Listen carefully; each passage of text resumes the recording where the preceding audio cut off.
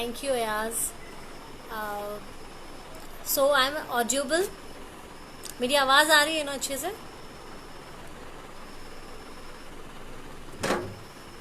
Good evening.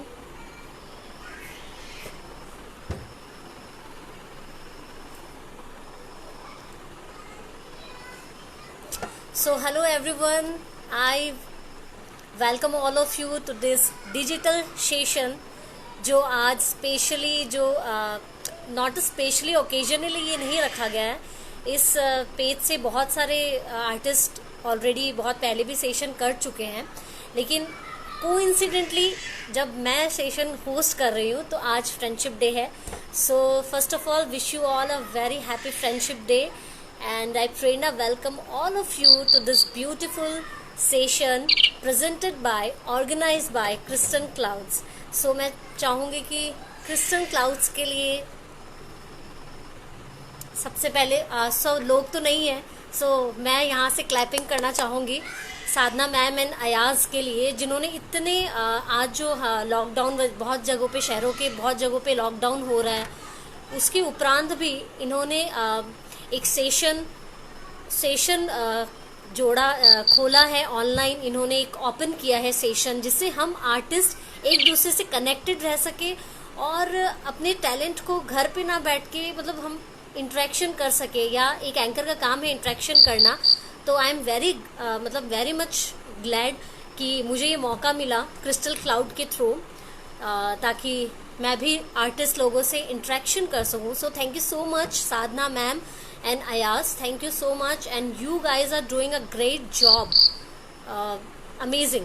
So all the beautiful ladies and handsome gentlemen, मैं आज के आपकी सेशन की होस्ट और आपकी दोस्त एंकर प्रेरणा आप सभी का इस ऑनलाइन सेशन में बहुत बहुत वेलकम करती है. I welcome all of you to this beautiful online session. So आज हमारे साथ जुड़ने वाले हैं जो मल्टी टैलेंटेड है. जी हाँ, क्योंकि वो एक साथ बहुत सारे परफॉर्मेंस कर रहे हैं अपने लाइफ में. उन्होंने बहुत सारे अचीवमेंट्स अचीव किए हैं. लाइक किसी के नाम के आगे बहुत सारी जब प्रोफेशंस जुड़ जाते हैं तो यस, शी और he is I must say a very multi talented और मल्टी टास्कर पर्सन. सो आज हमारे बीच यहाँ आने वाले हैं राहुल चाहर. जी हाँ, राहुल चौहान, जो कि एक आरजे भी है, आरजे के साथ साथ एक मॉडल भी है, मॉडल के साथ साथ एक एक्टर भी है. जी हाँ, उनमें ये 3 टैलेंट वो लेकर अभी अपने काम कर रहे हैं. सो जल्दी से मैं चाहूँगी कि आप लोग जो भी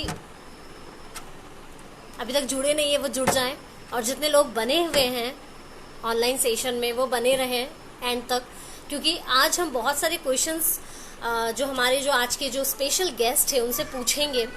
क्योंकि हमारे यंग स्टार्स जितने भी हैं जो इंडस्ट्री में एंटरटेनमेंट की फील्ड में जो बहुत कुछ करना चाहते हैं, उन्हें अभी तक लोगों को आइडिया नहीं कि वो अपने प्रोफेशन को या करियर को कैसे स्टार्ट करे. लाइक किसी को आरजे बनना है तो वो बेसिक स्टेप्स क्या हो सकती है, किसी को मॉडलिंग करना है तो वो बेसिकली कैसे कहाँ से शुरुआत करे, अगर किसी को एक्टिंग करना है तो वो बेसिक कहाँ से शुरुआत करे. जी हाँ, रूट्स बहुत ज़रूरी होती है किसी भी प्रोफेशन की. तो हम बेसिक जब जानते हैं तभी हम आगे जा पाते हैं. Otherwise it's very difficult to survive in this field, because बहुत सारे कॉम्पिटिशन्स हैं आए दिन हर फील्ड में. और हमारे एंटरटेनमेंट में आजकल बहुत ज़्यादा ही कंपटीशन है, क्योंकि जितने भी लोग हैं सब इसी पे अपना रेस लगा रहे हैं कि किसी को एक्टर बनना है, किसी को एंकर बनना है, किसी को आरजे बनना है, किसी को डीजे बनना है. So there is lots of competition. So आज हम बात करेंगे हमारे गेस्ट से, तो मैं उनको कनेक्ट कर लेती हूँ. एंड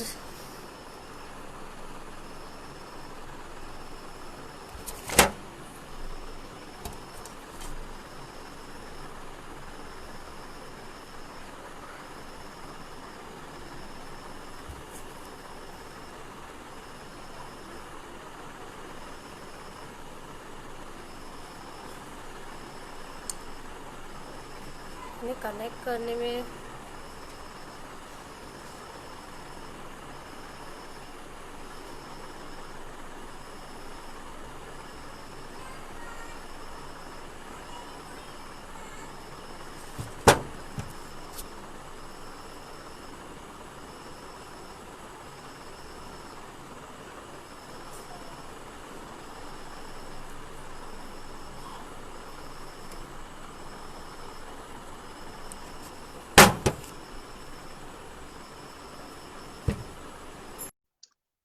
सो जल्दी से आप लोग जुड़ जाइए मेरे साथ, हमारे साथ। We will discuss lots of things today. बहुत सारी चीजें हम डिस्कस करने वाले हैं। Hey, hi Prerna. Hello, Am I audible to you? I welcome first of all from the entire on behalf Thank you so much. Of crystal. So how are you, how are you doing? I'm fine. What about you? Okay. So कैसी चल रही है आपकी lockdown? आपके शहर में भी lockdown है आप जहाँ हो अभी? आर यू इन दिल्ली और आर यू इन आगरा? अभी मैं आगरा में हूँ और दिल्ली में आगरा में हो तो मार्च में निकल फ्रेंड्स, गया। ओके, तो फ्रेंड्स मैं आपको एक इन्फॉर्मेशन इनके बारे में और देना चाहती हूँ।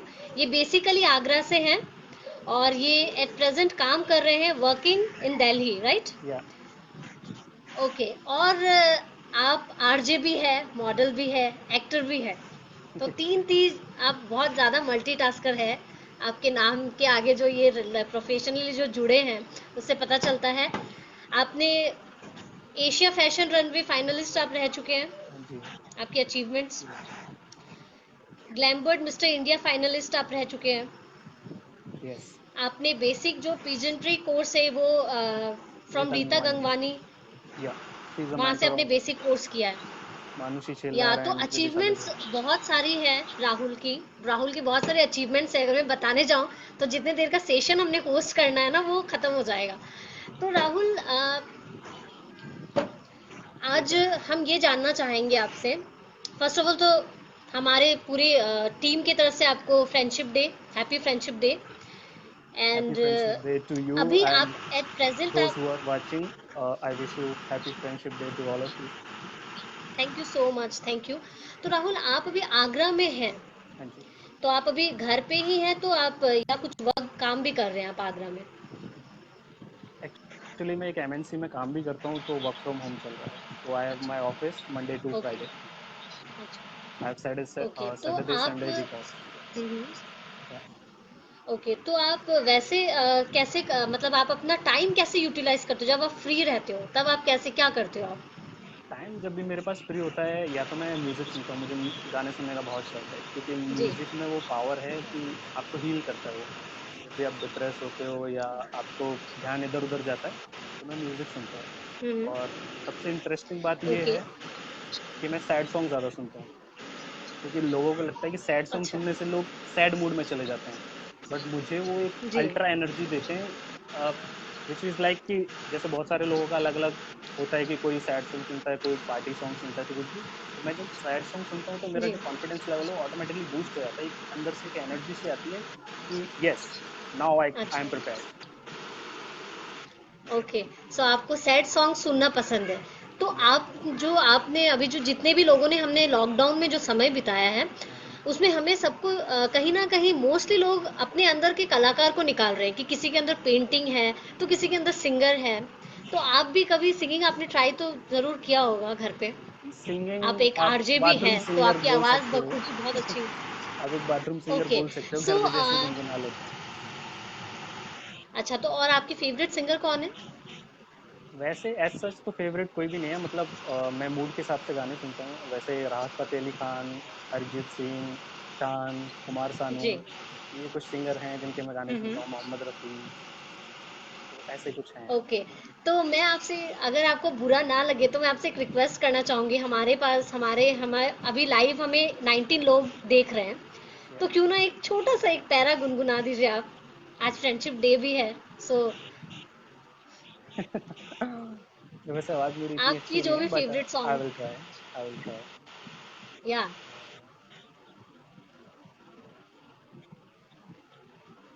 इस दर्द दिल की सिफारिश अब कर दे कोई यहाँ, मिल जाए फिर वो बारिश जो भिगा दे पूरी तरह। इस दर्द दिल की सिफारिश अब कर दे कोई यहाँ, मिल जाए फिर वो बारिश जो भिगा दे पूरी तरह। That's it. Thank you so much. इस दर्द दिल की सिफारिश from the movie Yaariyan. Yes. Yeah. Rahul, आप अब हमें ये बताइए, क्योंकि जैसा कि हम सब जानते हैं कि आज जो एट प्रेजेंट जो कुछ सालों से एक दौर चला है जो को काफी खींच रहा है एंटरटेनमेंट की लाइन में, चाहे वो एक्टर हो, चाहे वो एंकरिंग हो, चाहे वो मॉडलिंग हो, और स्पेशली आरजे। मैं ये पर्सनली भी जानना चाहती हूँ कि आरजे जब हम, अगर हम चाहें कि हमें आरजे बनना है या आरजे की कोर्स करनी है, तो बेसिक जो स्टेप्स है जो हमारे अंदर होनी चाहिए, जो हमारी वॉइस क्वालिटी में होनी चाहिए, वो क्या चीज़ आप बता सकते हैं? क्या इंपॉर्टेंट और क्या बेसिक चीज़ें होनी चाहिए? आरजे के लिए जितना मतलब मुझे मेरी नॉलेज है, जितना मुझे पता है, जितना मैंने लोगों से सुना है या मैंने फील करा है, तो सबसे जो कॉमन जो चीज़ जो निकल के आती है कि वो आपके अंदर होना चाहिए, एक बच्चे का होना आपके अंदर बहुत ज़रूरी है। आपको एक लाइवली एनवायरनमेंट होना चाहिए। जैसे आप दोस्तों के बीच में कहीं भी 4 लोग बैठे हुए हैं, आप एकदम से कोई जोक क्रैक मारते हैं और एकदम माहौल को एकदम रंगीन बना देते हैं कि कहीं डायलॉग बाजी शुरू कर दी। मतलब आप बहुत स्पॉन्टेनियस होने चाहिए कि आपको कोई भी सिचुएशन मिले, आप तुरंत से रिएक्ट करो उस पे, चाहे वो पॉजिटिव हो, चाहे वो नेगेटिव हो, कोई भी चीज़ हो। और जी। आरजे का मतलब है सीधा कि आपको बक-बक बहुत करनी आनी चाहिए। मतलब कि आप बिना थके, बिना रुके बोले ही जा रहे हो, बोले ही जा रहे हो, बोले ही जा रहे हो। आपको बस एक टॉपिक दे दिया है, आप लगे जा रहे हो, लगे जा रहे हो बस। तो वो एक जी। कॉमन पॉइंट आप में होना बहुत ज़रूरी है। दूसरा चीज़ आपके कॉम स्किल्स ऑब्वियसली आपके होना बहुत ज़रूरी है, क्योंकि आपको कई बार जी। स्टार्स के इंटरव्यूज़ भी लेने पड़ सकते हैं और क्या बोलते हैं, बहुत सारे जी। गेस्ट भी आपके आते हैं और आप जो बोल रहे हो वो ऑडियंस तक बात जानी चाहिए। उनको एक मैसेज क्लियर होना चाहिए, जी। तो जी। आपकी वॉइस क्वालिटी जो है वो भी साफ़ होनी चाहिए। आप जो बोलते हो, आपके जो वर्ड्स हैं, वो क्लियर होने चाहिए। कई बार हम्म। जैसे हम बोलते हैं तो हमारे शब्द ऐसे हो जाते हैं बिल्कुल कि पता नहीं क्या बोला सामने वाले ने। तो आपकी जो ऑडियो क्वालिटी है वो एकदम साफ़ होनी चाहिए। और आरजे में बहुत सारे लोग वॉइस ओवर की ट्रेनिंग भी लेते हैं, प्रोफेशनल ट्रेनिंग भी लेते हैं और वॉइस ओवर की ट्रेनिंग जी। भी ले सकते हो। जैसे कि आपने आरजे क्वालिटी बहुत अच्छी है, वो मुर्गा बनाते हैं लोगों जी। का। और आपने रौनक वो भी बनाते हैं, हाँ, हाँ। वो बच्चे की आवाज़ निकाल लेते हैं, वो उनका वॉइस ओवर है। तो थोड़ा सा मोल्ड करके थोड़ी सी कभी बच्चे जैसे बना लेते हैं, तो वो चीज़ें कि आप सीख सकते हो। और किसी किसी में टैलेंट भी होता है, जैसे लोग स्कूल में मिमिक्री करते हैं, अपनी एक्स्ट्रा हम्म। करिकुलर एक्टिविटीज़ में मिमिक्री करते हैं, कई लोग बहुत अच्छी कर लेते हैं। कोई नाना पाटेकर की कर रहा है, तो वो भी एक क्वालिटी होती है कि आपकी इनबिल्ट क्वालिटी होती है कि आप अंदर से ये आपके वॉइस को थोड़ा सा आप मोल्ड कर सकते हो। तो वो एक चीज़ है। और बाकी से प्रोफेशनल कोर्स भी होते हैं और आपके आरजे में इंटर्नशिप भी होते हैं। आप किसी भी आरजे चैनल में जाके आप पता कर सकते हैं, क्योंकि लिमिटेड होती है। एक चैनल में जी। 8 या 10 आरजे इस तरीके से होता है, तो उनकी शिफ्ट वगैरह चलती है, तो बहुत कम रिक्वायरमेंट होती है कि सीट तभी कंफर्म होगी जब आप में कुछ एक्स्ट्रा टैलेंट होगा कि आप एक क्या है जो व्यूअर्स को, लिसनर्स को एक अट्रैक्ट करे। तो आपके अंदर प्लस पॉइंट होना बहुत ज़रूरी है। तो ये सारी बातें आपके अंदर होना चाहिए, तब आप जाके अप्लाई कर सकते हो। ओके। सो हमारे व्यूअर्स जितने भी लोग देख रहे हैं, आप लोगों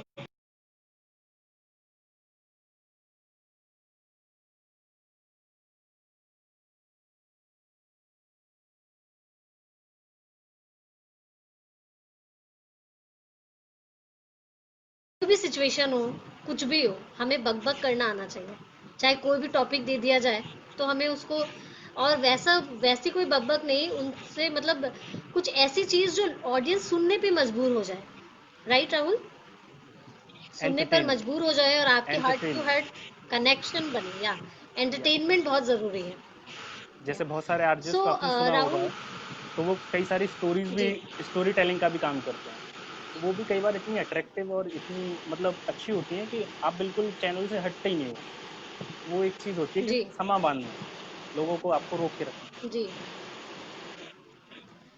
तो राहुल, आप ये मेरी पर्सनल विश है, आप मुझे एक बार, जब आप आरजे, जब आप लोग जाते हो रेडियो सिटी, और जब आप अपना लाइव परफॉर्म करते हो वहाँ पे, तो आप जब ओपन करते हो अपना स्पीच या कुछ भी, आप जैसे गुड मॉर्निंग, तो गुड इवनिंग, आप किस लहजे में, किस अंदाज में बोलते हो? हम सब वो देखना चाहेंगे उस वो अंदाज को। वो सबका आई थिंक कि सबका अलग अलग होता है। जैसे कुछ लोग बोलते हैं जी। नमस्कार, सत श्री अकाल, गुड आफ्टरनून, कैसी है जनता, क्या हाल चाल। क्या व्हाट्सएप, जी। वो सबका एक स्टाइल होता है कि अपना कि एक अपनी एनर्जी आपको दिखानी होती है कि यस ये आरजे आ गया, कि और भाई दिल्ली के लौंडे आ गए, कड़क लौंडे आ गए, हाय हाउ आर यू, कैसे हैं। तो वो सबका एक टैगलाइन एक बेसिकली होता है कि आप सब ने अपना एक शो का एक बना रखा होता है, तो सब लोग उसी को लेके चलते हैं। जी। तो जैसे बेसिक अच्छा। वाली जो चीज़ होती है कि जैसे नमस्कार, गुड आफ्टरनून, सत श्री अकाल, राम राम, कैसे हैं आप लोग, आशा करता हूँ कि आप सभी लोग ओके। अच्छे से होंगे।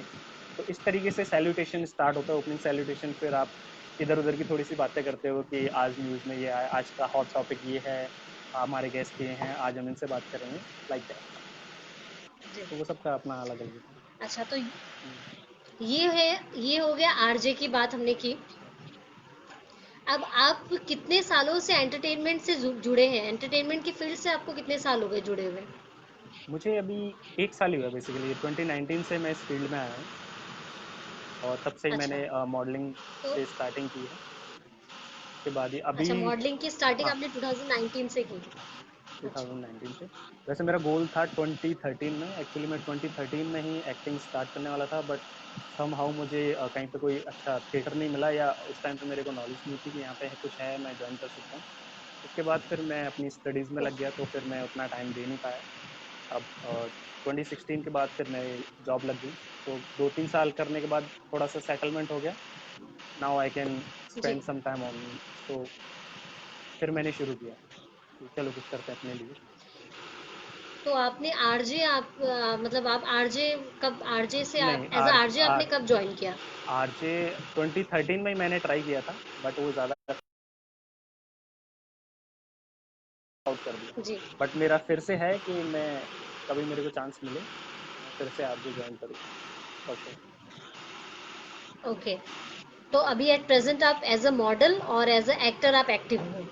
यस। अभी ठीक है। क्या तो बोलते हैं। हमारे जो भी जितने भी व्यूअर्स, हाँ, आप तो बताओ। मॉडलिंग आपने कहाँ से, हाँ, मॉडलिंग आपने कहाँ से की? और मॉडलिंग में एक ह्यूमन बीइंग में क्या क्वालिटीज बेसिक होनी चाहिए जिससे हम आगे ले जा सकते हैं? मॉडल बनने के लिए आपको सबसे ज़रूरी है सेल्फ कॉन्फिडेंस, सेल्फ लव। ये दो चीज़ें आप में होना बहुत ज़रूरी है, कि जब तक आप अपने आप को पसंद नहीं जी। करते हो, आप अपने आप से प्यार नहीं करते हो, आप वो चीज़ दिखा नहीं पाओगे लोगों को। कि जब आप खुद से ही प्यार नहीं करते हो, तो आप लोगों को वो कॉन्फिडेंस दिखा नहीं पाओगे। वो कॉन्फिडेंस आपके चेहरे पे नहीं दिखेगा, क्योंकि जब आप रैंप पे चलते हो, आप एक कोई ड्रेस कैरी करते हो, तो यू शुड थिंक कि I am the perfect, I am looking beautiful और आई एम लुकिंग हैंडसम। ये आपके दिमाग में थॉट होना चाहिए कि मैं जब चल रहा हूँ तो मैं टशन में चल रहा हूँ, सामने वाले जो लोग देख रहे हैं वो मुझे एम्ब्रेस कर रहे हैं, एडमायर कर रहे हैं। तो ये थॉट आपके दिमाग में होना जी। चाहिए। बट अगर वहाँ पे चलते हुए आपके दिमाग में आता है कि नहीं, अब मैं अच्छा नहीं लग रहा, मेरा लुक खराब है या मेरी ड्रेस खराब है, तो वो आपके चेहरे पे दिख जाता है। तो वहाँ पे सैकड़ों लोग बैठे ओके। होते हैं, तो वो लोग आपको देख लेते हैं कि ये बंदा नर्वस है या कॉन्फिडेंट नहीं है चलने के लिए, तो वो पहचान में आ जाता है। बाकी स्टार्टिंग के लिए आप में ये दो चीज़ें होना बहुत ज़रूरी है। अगर आप फोटोज बहुत लेते हैं, आप मतलब एक सेल्फ ऑब्सेस्ड है कि आपको फोटोज बहुत ज़्यादा खींचने का शौक है, नए नए कपड़े पहनने का शौक है, तो आप ट्राई कर सकते हैं, जी। क्योंकि आप में वो बेसिक चीज़ है, ओके। आप में एक वो जुनून है। तो जैसा कि राहुल, हम सब जानते हैं कि मॉडलिंग एक्टिंग में कुछ लोग ट्राई सब करते, बट बहुत से कम लोग ही ऐसा होता है कि सक्सेस हो पाते हैं। बिकॉज बहुत राइट। सारे लोग ऐसे भी हैं जो जोश में चले जाते हैं, बट उनको वे नहीं पता कि वो स्टार्ट कैसे करें, इनिशियल बेसिक कहाँ से वो शुरू करें। तो आप क्या, इस बारे में आपकी क्या राय है कि आप जहाँ हो, जैसे कि सपोज आप दिल्ली में हो तो वहाँ बहुत काफ़ी ऑप्शंस है मॉडलिंग के, लेकिन जो लोग छोटे शहरों से हैं या जो लोग बड़े शहरों से भी है, वहाँ मॉडलिंग की कोई अच्छी स्कोप नहीं है, तो उन्हें कहाँ जाकर इस चीज़ के बारे में जानकारी लेना चाहिए? कहाँ बेसिक, कहाँ से उन्हें ये ट्रेनिंग लेनी चाहिए मॉडलिंग के लिए? बेसिक के लिए मैं प्रेफर करूँगा कि अब जैसे कि आप नए होते हो, आपको ज़्यादा चीज़ें पता नहीं होती, आपको ये भी नहीं पता होता कि मॉडलिंग है जी। क्या, रैम वॉक किसको कहते हैं, फ़ोटो कैसे खिंचाने हैं, पोज कैसे हैं। तो आपको बेसिक जी। ट्रेनिंग की बहुत ज़रूरत होती है कि आपको कहाँ से स्टार्ट करना जी। है। जी। तो सबसे जो बेसिक पॉइंट जो माना जाता है स्टार्ट करने का, वो है पेजेंट्री। पेजेंट्री से आपको स्टार्ट करना चाहिए। ओके। जैसे कि जो शोज़ होते हैं, mister and miss Dehradun, mister and miss Agra, इस तरीके से हर छोटे, आजकल हर छोटे बड़े शहरों में, कस्बों में ये सारे क्या बोलते हैं, प्रोडक्शन हाउसेस वगैरह सब शोज़ करवाते रहते हैं। तो आपको बेसिक जो है वो आपको वहाँ से मिलता है कि आप जाते हो, देखते हो कि सेटअप कैसे है, स्टेज कैसा होता है, वहाँ पे ग्रूमर्स आते हैं, आपको ट्रेनिंग देते हैं कि आपको इस तरीके से वॉक करना है, आपको इस तरीके से पोजिंग देनी है। जी, तो वो जो छोटी छोटी बेसिक चीज़ें हैं, वहाँ से आपको एक स्टार्ट मिलता है, क्योंकि वहाँ पे और जो लोग आते हैं वो भी आप जैसे ही होते हैं, जिसको नहीं पता होता। तो आप एक जी, दूसरे से मिलते हो, आपकी जी। गैदरिंग बनती है, आपके कॉन्टैक्ट्स बनते हैं। किसी की कोई चीज़ आपको अच्छी लग जाती है, आपकी कोई चीज़ किसी और को अच्छी लग जाती है, तो वो एक चीज़ वहाँ से कम्युनि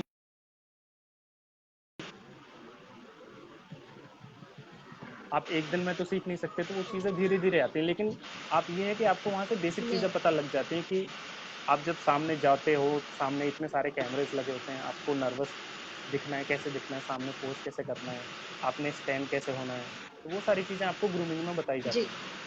और बाकी जब आप धीरे-धीरे उतरते हो फील्ड में, तब आपको पता चल जाता है, फिर आप अपने आप को इम्प्रूव करना स्टार्ट कर देते हो। तो मेन ओके। चीज़ यही है।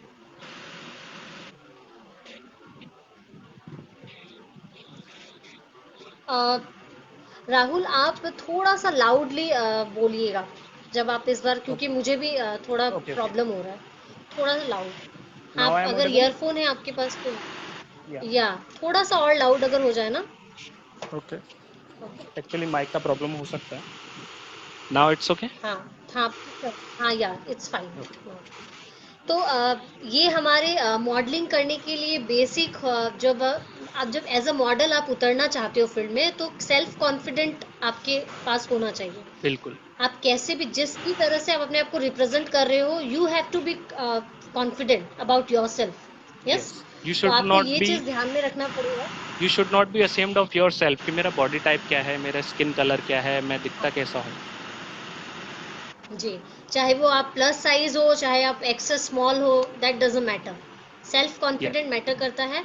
और जो नेक्स्ट चीज़ आपने जो बताई कि हमें जब बेसिक चीज़ें हमारे ही लोकेलिटी में जो भी पीजेंट्स वगैरह जो भी शो होते हैं, उनमें हमें पार्टिसिपेट करना चाहिए। उससे हमें काफ़ी कुछ पता चलता है कि हमारे यस, अंदर कितना सेल्फ कॉन्फिडेंट है, हम लोगों को कितना फेस कर सकते हैं, हम किस तरह से अपने आप को रिप्रेजेंट कर सकते हैं, राइट।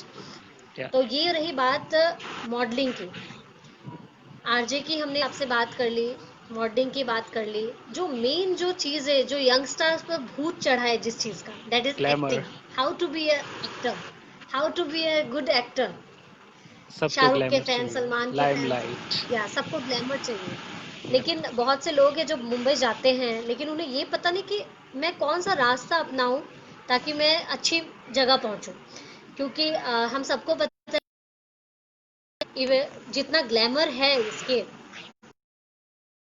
उतना ही अकेलापन, कालापन भी बहुत ज्यादा है। भी मिस यूज हो गया तो मतलब फिर वापस से रिकवर बहुत बड़ा एक मैटर हो जाता है। तो आप, कि आपके पास जो भी नॉलेज है, हमारे व्यूअर्स को दीजिए कि कैसे हम अपनी, सपोज अभी किसी को जाना था, जिसका प्लानिंग था कि मुझे मुंबई जाना है, मुझे एक्टिंग के ऑडिटर करना है, घर पे है, ठीक है, अभी हम कहीं नहीं जा सकते बिकॉज ऑफ द ना। तो हम अभी घर पे बैठे हम क्या वो बेसिक चीजें करें जिससे हम अपना वॉइस ठीक कर सके, जिससे हम अपना बॉडी लैंग्वेज ठीक कर सके, जिससे हम अपने जो बोला जाता है कि एक्टिंग में 7 सरगम होते हैं, तो वो चीजें हम कैसे मॉडिफाई करें ताकि वहां जाए बेसिक चीजों में ज्यादा टाइम ना देते हुए थोड़ा सा एडवांस कोर्स हम कर सकें। तो ये व्यूअर्स को आप बताइए कि कैसे हम बेसिक चीजें घर पे बैठ के क्या करें। इस पे एक तो ये बहुत बड़ा बड़ा टॉपिक है, वास्ट टॉपिक है कि आप जाते हो, स्ट्रगल करते हो, फिर आपका कुछ नहीं होता है, तो आप डिप्रेशन में आ जाते हो, वापस जी, आने को सोचते हो। लंबा डिस्कशन है, तो मैं जाऊंगा नहीं। बेसिकली ओके, हम जो गलती करते हैं वो ये करते हैं कि हमें शौक चढ़ा होता है कि मेरे को एक्टर बनना है, मेरे को बनना है, कुछ करना है। तो अब जैसे कि हम बनाते थे लोग, तो बहुत सारे टिकटॉक जी, लिपसिंग करके फिर एक वो आ गया कि नहीं, मैं एक्टर हूँ, मैं एक्टिंग कर सकता हूँ, मैं भी मुंबई जाऊंगा। तो हम गलती वहाँ पे करते हैं कि हम अपने आप को ओवर एस्टिमेटेड कर लेते हैं कि हमारे अंदर वो जी, स्किल है और हम कर सकते हैं, हम सीधा मुंबई चले जाते हैं। तो मैं सजेस्ट करूँगा कि आप पूरी तरह प्रिपेयर्ड हो, और वो प्रिपरेशन स्टार्ट होती है आपके अपने घर से। जब आप अपने घर पे हो अभी, हम्म, जैसे आप, तो आप अपने आप को जी, सेल्फ इवेल्युएट करो कि आप क्या हो। आपके अंदर कितना जी कॉन्फिडेंस है, कितना आप सेल्फ रिलायंट हो, कितना आप प्रेशर हैंडल कर सकते हो, कितना आप रिजेक्शन हैंडल कर सकते हो। अगर आपके ऊपर कोई कमेंट करता है तो आप उसको किस तरीके से लेते हो, क्योंकि आप बाहर जब मार्केट में जी निकलते हो आपको 100 लोग मिलेंगे। कोई बोलेगा अबे चल तू कैसा है, तू ऐसा है, तू वैसा, तेरे से नहीं होने का, तू काय को आ गया यहाँ पे। तो लोग डिमोटिवेट हर जगह पे करेंगे। आप आपके घर से जी स्टार्ट हो जाता है। आपके रिलेटिव्स बोलेंगे क्या ये पचड़ों में पड़ रहा है फालतू का, कुछ नहीं होने का, ऐसा बकवास है, तेरे जैसे बहुत सारे लोग पहले ही जा चुके हैं, उनका कुछ नहीं हुआ, तेरा क्या होगा। तो डिमोटिवेशन आपके घर से स्टार्ट हो जाता है। तो मेक श्योर कि आप रिजेक्शन के लिए रेडी रहो। अगर आपने ठान लिया है कि मेरे जी को कुछ बनना है तो आपको रिजेक्शन के लिए रेडी रहना पड़ेगा।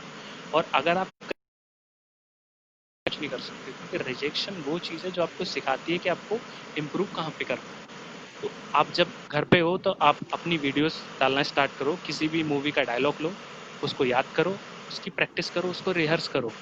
फिर अब अपनी गलतियाँ आप खुद ही देखो कि मैंने इसमें कहाँ कहाँ जी गलती करी है, मेरे एक्सप्रेशन ठीक है कि नहीं है, मेरी आवाज़ में कुछ फ्लक्चुएशन है तो नहीं है, मैं कैसा दिख रहा हूँ, इसको और बेटर कर सकते हैं नहीं कर सकते। जब आपको लगता है कि ये अच्छा आ गया है, आप उसे अपने दोस्तों को दिखाएं, उनका ओपिनियन लें कि यार ये देखो कैसा बना है। वो जब आपको बताएंगे है बुरा है, अच्छी की बुरी की, तो आपको ओपिनियन वहाँ से भी लेना है। बट कई बार हम क्या करते हैं कि हम दोस्तों को दिखाएंगे तो वो हंसेंगे। बट आप ये सोचो कि जब आप अपने घर पे एक्टिंग नहीं कर पा रहे हो, अपने दोस्तों को नहीं दिखा पा रहे हो, आप वर्ल्ड को क्या दिखाओगे, आप बाहर मार्केट में क्या दिखाओगे। तो आंखें आपको दिख रही हो, वो सोचोगे। तो मेक श्योर कि आप में वो कॉन्फिडेंस हो कि आपको बोला जाए कि आप 100 लोगों की भीड़ में खड़े हो और वहाँ पे आपको एक बोला जाए कि जी यस स्टार्ट। तो आप में वो चीज़ होनी चाहिए कि आपको कुछ भी बोला जाए कि चलो ये 1 मिनट का कोई भी डायलॉग बोल के दिखाओ, किसी भी फिल्म का कुछ भी डायलॉग बोल के दिखाओ। तो आपको एक ऐसी चीज़ याद होनी चाहिए, क्योंकि मोस्ट ऑफ द टाइम मैंने ऑडिशंस में देखा है कि होता क्या है, जैसे हम चले जाते हैं तो कई बार प्रोडक्शन हाउसेस आपको स्क्रिप्ट प्रोवाइड कराते हैं, उसको याद करो और उसके जी अकॉर्डिंग फिर आप अ, बोलो, तो वो आपको टाइम भी देते हैं। बट कई बार क्या होता है कि आप खुद से अगर अपना डायलॉग प्रिपेयर करके लाओ, हम ब्लैंक हो जाते हैं क्योंकि हमने जी प्रिपेयर करा ही नहीं होता कभी। तो मेरी बेस्ट स्ट्रेटजी ये है कि आप जब ऑडिशन में और कि आपका अपना खुद का एक डायलॉग तैयार हो जिसमें आप अपना बेस्ट दे सकें। जी अब जैसे कि हर किसी की क्वालिटीज़ अलग अलग होती हैं। कोई सैड रोल में बहुत अच्छा कर सकता है, कोई एंग्री रोल में बहुत अच्छा कर सकता है, कोई हैप्पी वाले मूड में बहुत अच्छा कर सकता है, कोई कॉमेडी रोल अच्छा कर सकता है। तो आपको अपने अंदर ये पता होना चाहिए कि मैं किस रोल में बेटर बैठ सकता हूँ, क्योंकि हर बंदा हीरो नहीं बन सकता, ये फॉर श्योर है। बट कई बार हम क्या करते हैं कि हाँ हम खुद को हीरो बनाते हैं कि मुझे हीरो बनना है। अब अब टाइम बदल रहा है, अब इम्पोर्टेंट अजुद्दीन सिद्दीकी है, लीड रोल नहीं था, फिर भी हिम्मत नहीं हारी, छोटे छोटे रोल करे, बड़े बड़े रोल करे, जैसे भी आए, बट अपने कैरेक्टर के ऊपर बहुत मेहनत करी कि जब ऑडियंस उस कैरेक्टर को देखे तो उनको लगे कि वाह यार क्या परफॉर्म करा है। तो वो कैरेक्टर आपके नोटिस में आ जाना चाहिए। तो आप अपना कोई भी डायलॉग ऐसे याद करो, उसमें एकदम परफेक्ट करो, रिहर्स करो, मतलब उसको इतना परफेक्ट कर लो कि जब भी आप, तो आप उसको इतना बेस्ट दो कि वहाँ देखने वाले लोग बोलें कि वाह यार क्या दिया है। तब आपके चांसेस ज़्यादा होते हैं। ओके। तो आपने एक्टिंग मतलब सीरीज या कोई भी शॉर्ट मूवी या कुछ भी आपने एक्टिंग मतलब एज अ किस रोल में आपने एक्टिंग किया है अभी? अभी मेरे एक सॉन्ग का रिहर्सल चल रहा है, मैं अभी पहला सॉन्ग कर रहा हूँ, अभी तक मैंने भी किया नहीं है, बट अभी हम उसका रिहर्स शूट करके आए हैं। अभी उसके ऊपर और काम करना है, ये पूरा लुक उसी के गेटअप के चक्कर में बना रखा है। तो ओके, तो वो हाँ, शूटिंग कहाँ, लोकेशन कहाँ थी वो उसकी शूटिंग शूटिंग हम यहाँ लोकेशन? पे मथुरा और गोवर्धन में करने वाले हैं। उसका अभी अच्छा, हमने वो रिहर्स शूट करा हुआ हिंदी है। हाँ, हिंदी। हिंदी सॉन्ग है या spiritual? Hindi song, Hindi Hindi. Hindi. Hindi okay, song. तो उसमें एज अ लीड रोल में आप हो? यस। ओके, तो आप थोड़ा उसके बारे में बता पाएंगे हमारे व्यूअर्स को कि बेसिकली मतलब जो भी वो एल्बम है, शायद म्यूजिक एल्बम हाँ, एल्बम नहीं है है ना, तो एक्चुअली, एक ही वो सॉन्ग उस है। म्यूजिक, अच्छा, तो उस जो आप जो भी रोल कर रहे हैं या ऑल ओवर जो भी आप ला रहे प्रेजेंट करेंगे, उसमें क्या थोड़ा सा कि क्या मैसेज देंगे आप लोगों को, थोड़ा सा उसके बारे में एक्चुअली जानना चाहेंगे। कहानी एक ऐसे लड़के की है जो प्यार में ब्रोकन है, टूट जाता है। अब जैसे कि मेरा कनेक्ट ऑलरेडी सैडनेस की तरफ ज़्यादा है, तो मैंने वो सॉन्ग भी सैड ही चुना है। तो एक्चुअली होता क्या है कि रिलेशनशिप्स होते हैं और लोग एक दूसरे को डिच कर देते हैं, तो लोग डिप्रेशन में आ जाते हैं, खुद को हार्म कर लेते हैं। उस डिप्रेशन से निकलने में बहुत वक्त लग जाता है। तो कि रिलेशनशिप एंड हो जाता है बट यादें बनी रहती हैं, तो वो यादें परेशान करती हैं आपको कि बार बार रह रह के सारी चीज़ें वही आती हैं। तो वो उन यादों से कैसे उभरता है और अपने आप को कैसे उस सिचुएशन से निकाल के स्टैंड करता है, बेसिकली वो स्टोरी हम पोर्ट्रे करने की कोशिश कर रहे हैं, ताकि एक स्ट्रांग मैसेज ये जाए कि अगर रिलेशनशिप खत्म होता है दैट डजंट मीन कि आपकी लाइफ खत्म होगी। इट्स अ न्यू स्टार्ट, आप फिर से शुरू कर सकते हो। थोड़ा टाइम लगता है बट आप फिर से खड़े हो सकते हो। जी। तो राहुल, एक और क्वेश्चन है। बहुत से ऐसे लोग होते हैं जो मतलब जो भी इस इवेंट या एंटरटेनमेंट जो फील्ड में जाना चाहते हैं, स्पेशली एक्टिंग, जो मुंबई जाना चाहते हैं, इनका ड्रीम होता है मुंबई जाने का। तो ऐसे बहुत से लोगों के जहन में ये चीज़ें हैं कि क्या एक अच्छा एक्टर बनने के लिए या एक कैमरा जब हम फेस करते हैं, तो क्या जो हमारी जो लैंग्वेज इंग्लिश, ये बहुत लोगों की एक प्रॉब्लम है, इंग्लिश वीकनेस है।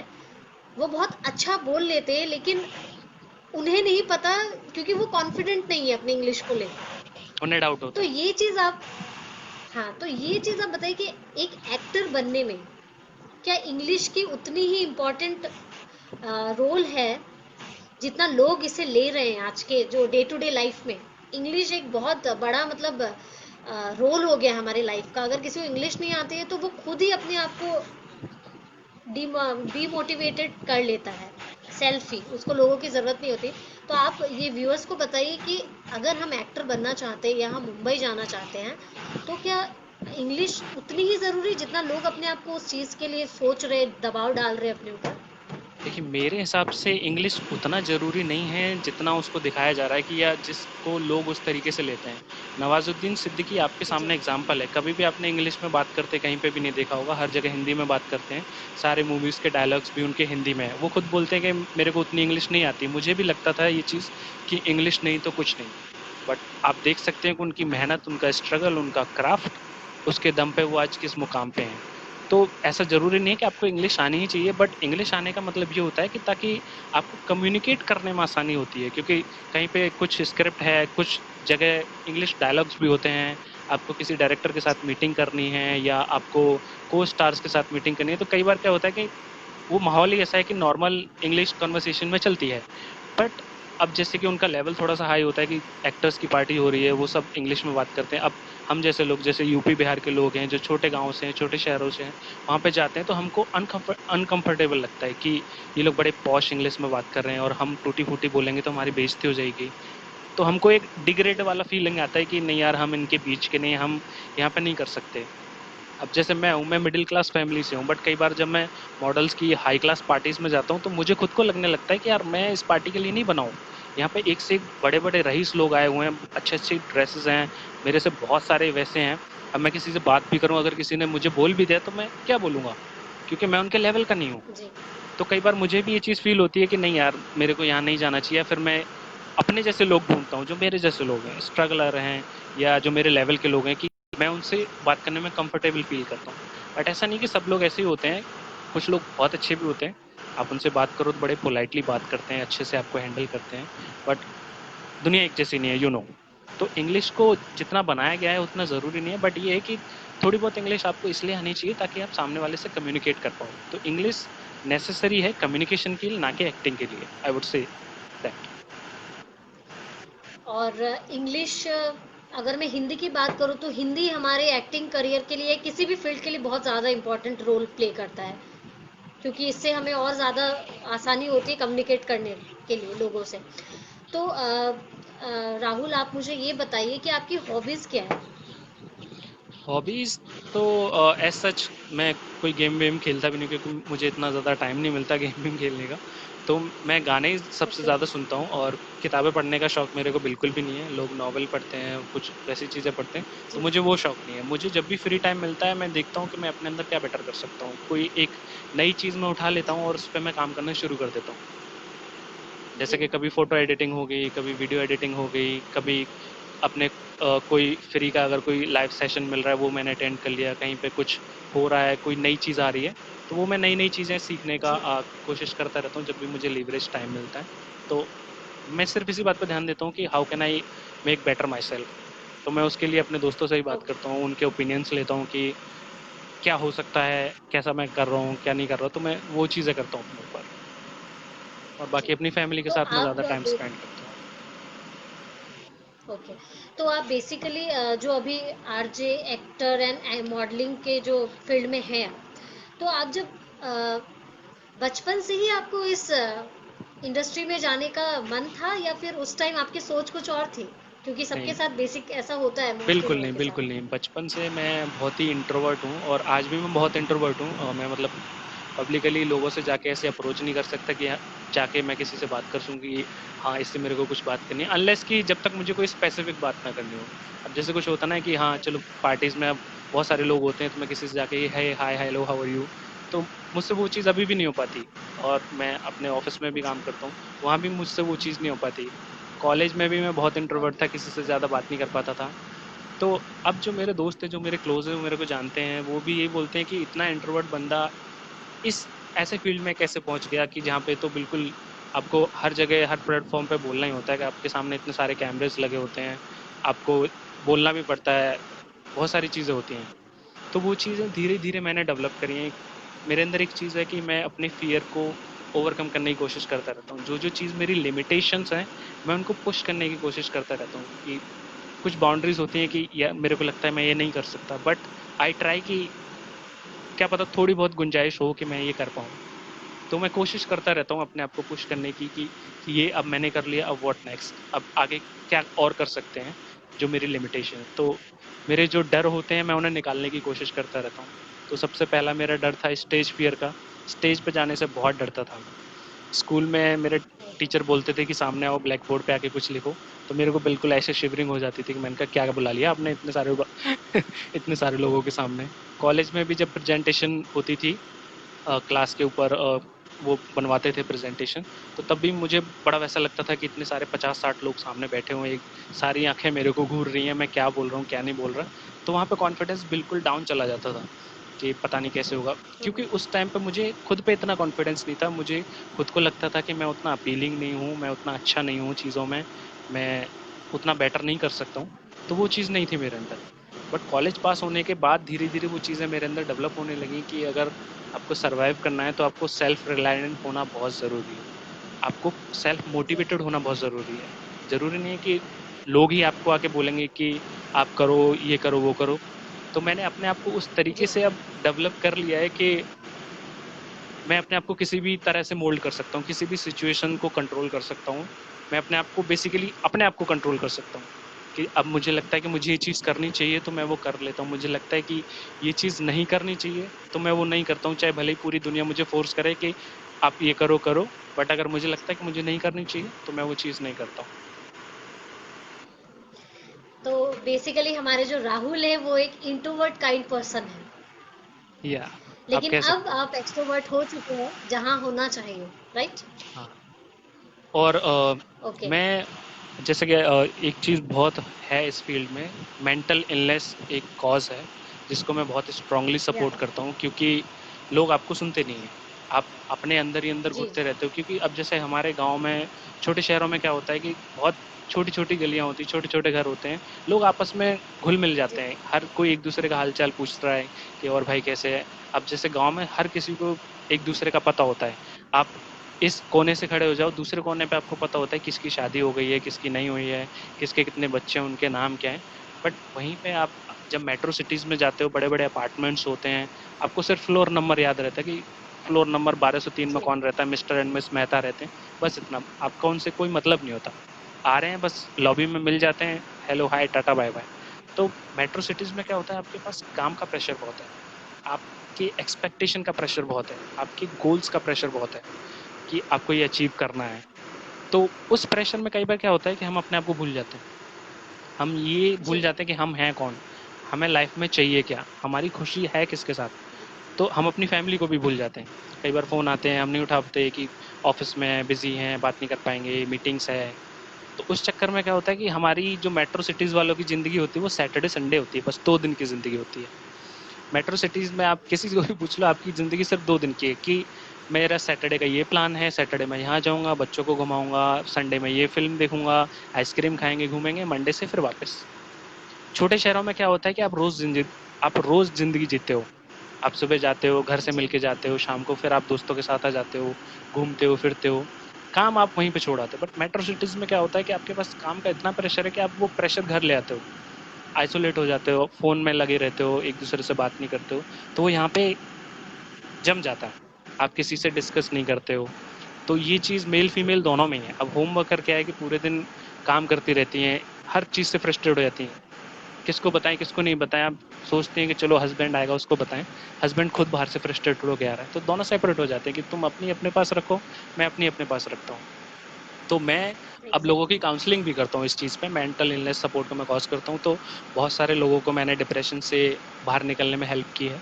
और मुझे जो जहाँ भी लगता है कि अगर कोई बंदा मोटिवेशन में ज़्यादा जा रहा है और उसको अपलिफ्ट करने की ज़रूरत है, तो मैं वो चीज़ें करता रहता हूँ। अपनी तरफ से जो भी हेल्प होती है, मैं वो करता रहता हूँ उनके लिए। तो ये बहुत ही खास चली जो हमें मैं मुझे बिल्कुल आइडिया नहीं था इस इस सेशन को आपके साथ इंटरेक्ट करने वाली थी कि क्योंकि डे टू डे लाइफ में होता है ये बहुत लोगों के लाइफ में कि डिप्रेशन में चले जाते हैं या कुछ उनके साथ ऐसा होता है बट जो जिस इंडस्ट्री में हम हैं यानी कि जो एंटरटेनमेंट जो फील्ड है इसका हमें ज़्यादा हाईलाइट होता है कि कौन डिप्रेशन में है क्योंकि नॉर्मल लाइफ उतनी हाईलाइट नहीं कर पाते उन्हें वो क्योंकि यहाँ पे क्योंकि बहुत घर सारे से वो लोग आपको सपोर्ट अगर जानते हैं, चलकर जानते जानने हैं को और वो रहते हैं कि आपकी लाइफ में चल क्या रहा है। एग्जैक्टली और यहाँ पे इंडिया में ऐसी मेथड यूज करते हो तो वो मेंटली प्रॉब्लम उन लोग हम उसको पागल कर देते इंसान हैं कि अगर मेंटली आप पागल ही उसको बोलते डिप्रेस बोलते हैं या मेंटली इल बोलते हैं, तो लोग समझते हैं कि ये पागल हो चुका है। बट जबकि ऐसा है नहीं। हैं जी मेंटल इलनेस में भी जी कई सारी तरह की बीमारियां हो सकती है। डिप्रेशन को थॉट्स की प्रॉब्लम भी हो सकती है। आपको प्रेशर हैंडलिंग एक उसमें भी हो सकता है। तो कई जी सारी चीज़ें हैं, बट कि चलो आप एक साइकोलॉजिस्ट को आप कंसल्ट कर लो, तो हम ऐसा सोचते हैं कि बंदा पागल हो गया है, इसको पागल के डॉक्टर पे पागल दिखाओ। है तो वो एक मेंटेलिटी है। तो वो इस जो वर्ड ये पागल जो उनको टैग किया जाता है उससे वो ज्यादा डिप्रेस्ड हो जाते हैं वो हाँ, 20% अगर डिप्रेशन में हो फिर हाँ उनको भी तो वो लगने लगता है कि 80% इस वर्ड यस मैं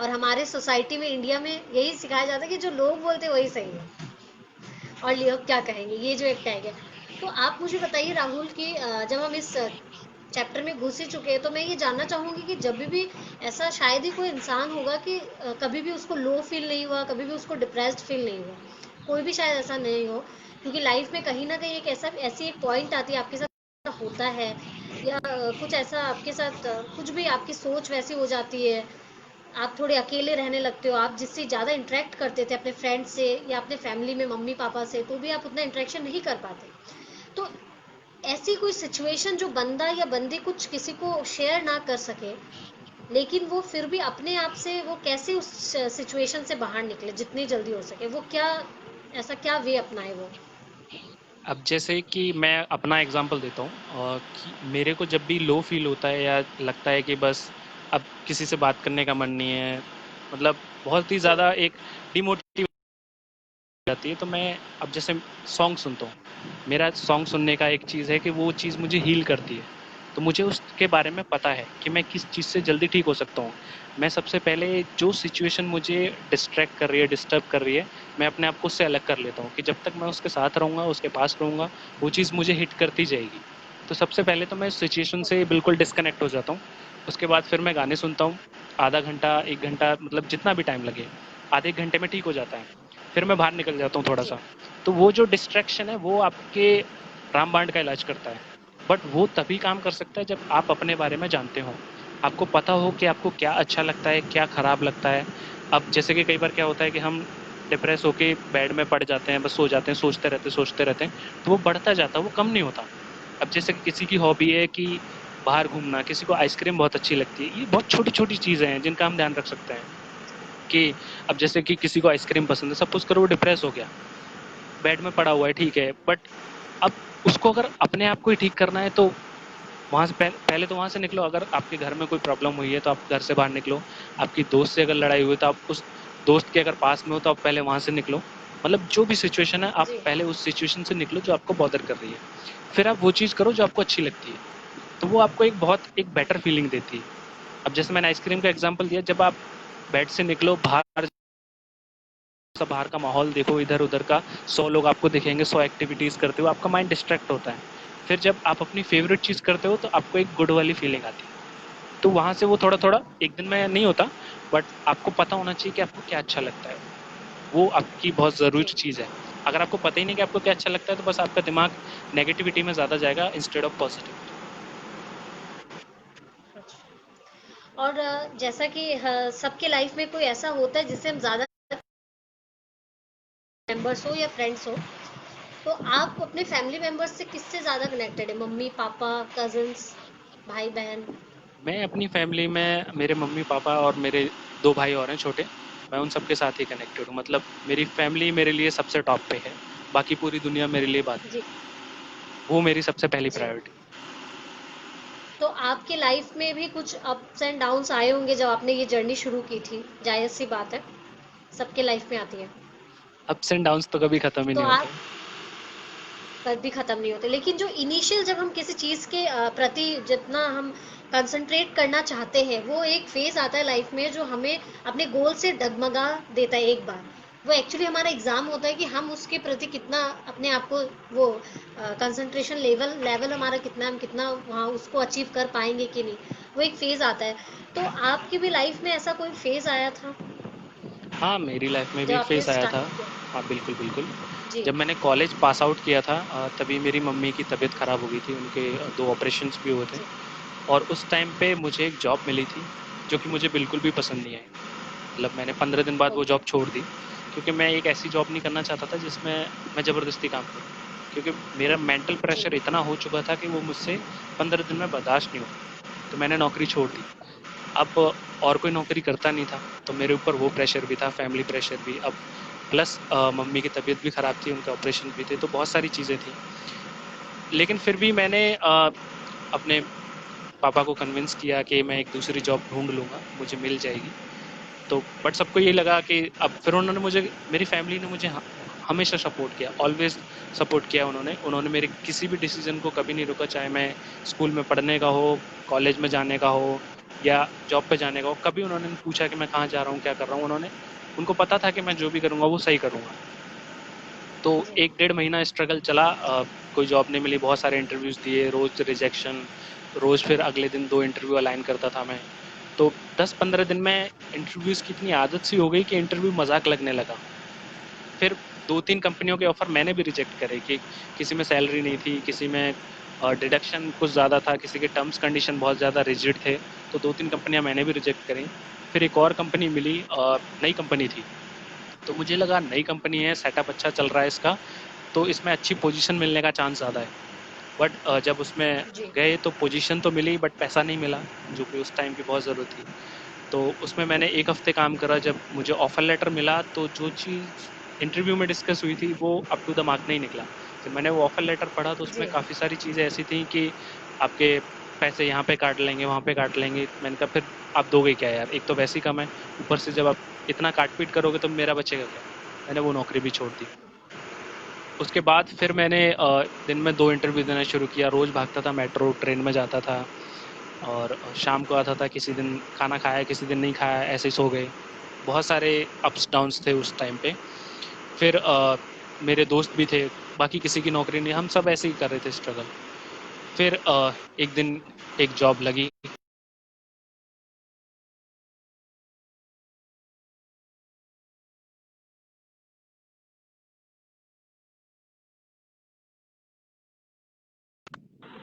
आपने जब अपना नया जॉब जब शुरू किया, जहाँ से आप बोल रहे हो कि आपकी लाइफ में काफ़ी अच्छी चेंजेस आए, तो उसके बाद आपने एंटरटेनमेंट की फील्ड में एंट्री की, राइट? हाँ, उसके 2 साल बाद मैंने एंट्री की है। ओके, आपने उसके बाद आरजे मॉडलिंग और एज अ एक्टर आपने सोचा कि आप कर सकते हो। हाँ। ओके, और एक चीज बहुत ही इम्पोर्टेंट चीज है ये, मैं जहां तक मुझे समझ में आ रहा है कि आज के जितने भी यंगस्टर्स हैं वो अपने पेरेंट्स से बिल्कुल कनेक्टेड नहीं है। मोस्टली जितने भी आपने देखा होगा यंगस्टर्स है आज के जो हैं वो अपने पेरेंट्स से बिल्कुल कनेक्टेड नहीं है, और इसीलिए क्योंकि आप देख रहे होंगे कि वो कुछ शेयर नहीं करना चाहते। वो बहुत ज्यादा वो अपने फ्रेंड सर्कल में उतने ही कंफर्टेबल है, लेकिन जब बात बात घर की आती है, जब मॉम डैड की आती है, तो वो उतने ही डिस्कनेक्टेड है अपने मम्मी पापा से। ये चीज मुझे सोच के बहुत हैरानी होती है, क्योंकि मैं अपने एग्जांपल देती हूँ, मैं अपने मम्मी पापा से बहुत ज्यादा कनेक्टेड हूँ। मतलब मेरे जितने भी सिबलिंग्स, मेरी जो भी यंग एल्डर सिस्टर है और मैं, हमेशा हमारे मतलब फ्रेंड सर्कल से हम इतना इंटरेक्शन नहीं होता जितना हमारे मम्मी पापा से हमारी कनेक्टिविटी है। तो ये आप हमारे जितने भी व्यूअर्स है, हो सकता है इसमें जितने भी लोग हमें देख रहे हैं उसमें से एक आध ऐसे हो जो अपने पेरेंट्स से उतने कनेक्टेड नहीं हो उस लेवल पे। तो पेरेंट्स का जो इम्पोर्टेंस है वो आप बताइए अपने एक्सपीरियंस से कि कितना जरूरी है, कितना इम्पोर्टेंट है अपने लाइफ में कनेक्टेड रहना अपने पेरेंट्स के साथ। एक्चुअली इसको हम कल्चरल गैप के तौर पे भी देख सकते हैं, जनरेशन गैप के तौर पे भी देख सकते हैं, क्योंकि अब जैसे मैं अगर जी 90s की बात करूं तो हमारे टाइम पे क्या होता था कि इतना ज़्यादा इंटरनेट होता नहीं था। आपके टेलीविज़न भी ब्लैक एंड व्हाइट होते थे, तो आपका जो बाहर का जो आपका क्या बोलते हैं इंटरेक्शन था वो बहुत कम था।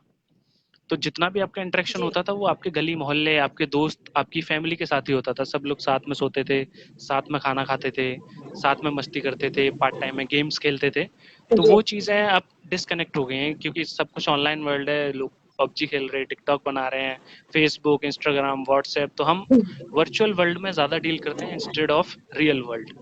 तो अब टीनेज में एक तो वैसे भी होता है कि आपको फैमिली अपनी खुद ही खराब लगती है, कि जो वो बोल रहे हैं वो आपके अकॉर्डिंग नहीं है, वो आपको रोक टोक कर रहे हैं, आपके अगेंस्ट में हैं, आपके दोस्तों के जी लिए कुछ बोल रहे हैं।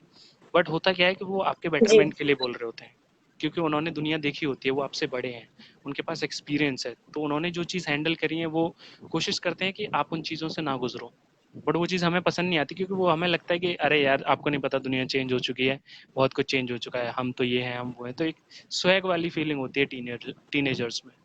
तो अगर आपके पेरेंट्स आपको कुछ बोलते हैं तो आपको अच्छा नहीं लगता, बट अगर आपका दोस्त सेम चीज़ करने जी को बोलता है, अरे वाह तू तो मेरी बहुत केयर करता है यार, तो मेरी जान है, तू मेरा दोस्त है। बट वही चीज़ अगर पेरेंट्स बोलते हैं तो बोलते हैं कि नहीं, आप तो ऐसे बोलते रहते हो हर बार, आपको तो कोई भी चीज़ अच्छी नहीं लगती मेरी, सब आप कमियां निकालते रहते हो। तो वो एक चीज़ है। बट आप ये भूल जाते हो कि ये वही पेरेंट्स हैं कि बचपन से लेकर अब तक जिन्होंने आपकी परवरिश की है और आगे भी करते रहेंगे।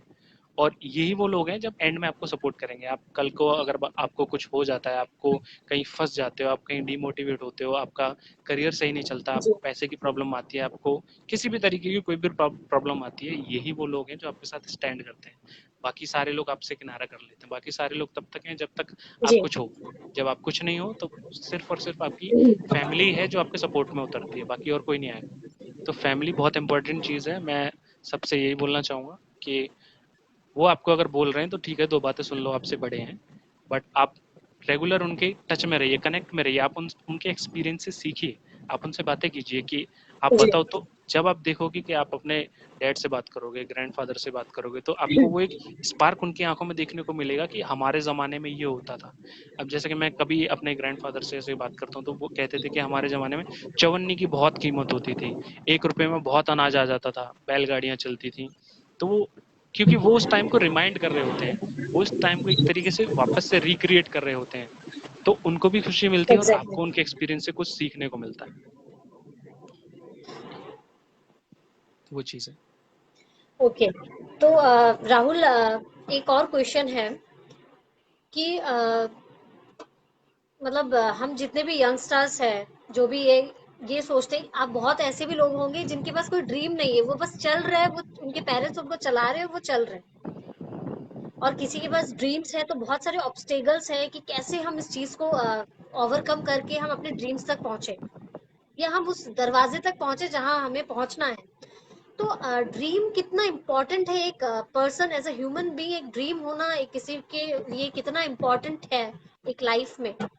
वो आप थोड़ा अपने तरफ से बताइए, आपके पास एक्सपीरियंस जो है, एक ड्रीम होना, लोगों के पास गोल होना कितना इम्पोर्टेंट है?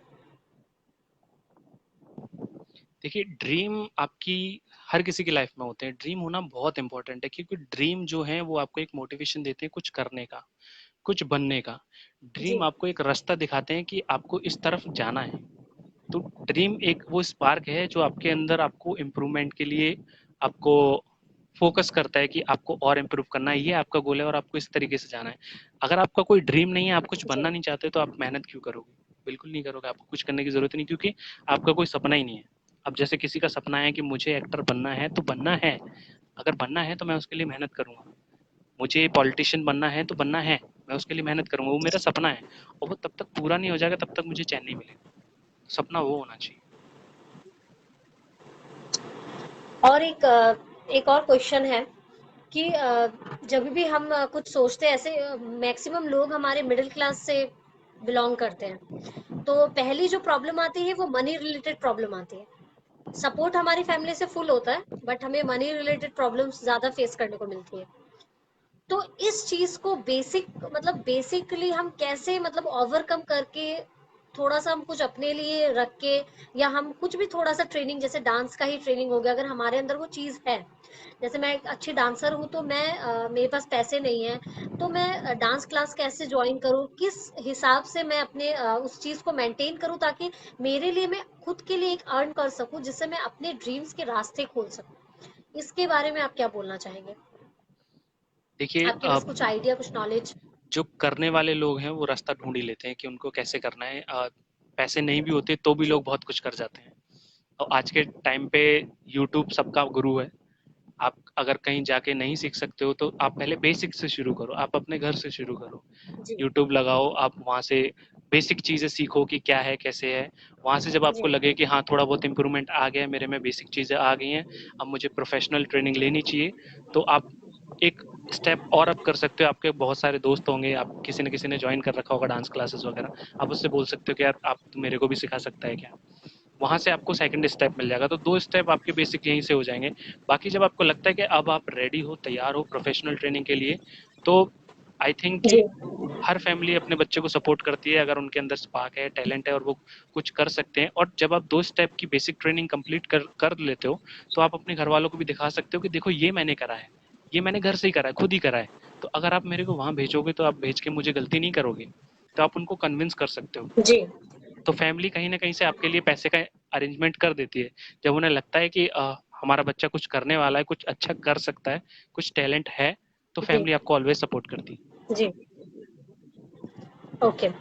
तो राहुल, मैं एक और चीज आपसे जान, जैसे कि जितने भी लोग हैं, हम सेल्फी लेते हैं, ठीक है, सेल्फी ले लेते हैं, लेकिन जैसे ही कैमरा हमारी तरफ आता है ना, सपोज हम शादी का एग्जांपल ले लेते हैं, जब हम शादी में खाना खा रहे होते हैं, तो जैसे वो वीडियोग्राफर जब वीडियो लेकर हमारी ओर बढ़ता है, तो हम अजीब सा बिहेव करते हैं कि यार नर्वस ये हो हमें जाते क्यों हैं। देख रहा है। तो जी, तो लोगों को एक्टर भी बनना है, और लोगों को ये डर है कि मैं कैमरे को कैसे फेस करूंगा, जब कैमरे मेरे पास, मेरे मुंह पे जब कैमरा आएगा, तो मैं कैसे करूंगा उसको फेस। तो ये चीज वो घर से ऐसी क्या एक्टिविटी करे जो ये फियर उनका निकल जाए, क्योंकि वो लॉकडाउन में तो कहीं जा नहीं सकते।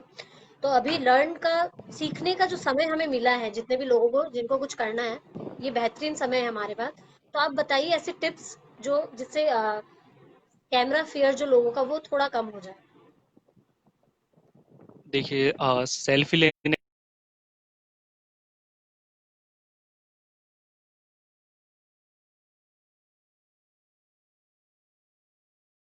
शौक होता है, हर कोई अपना फ़ोन निकाला, क्लिक, क्लिक, जी। Click, click.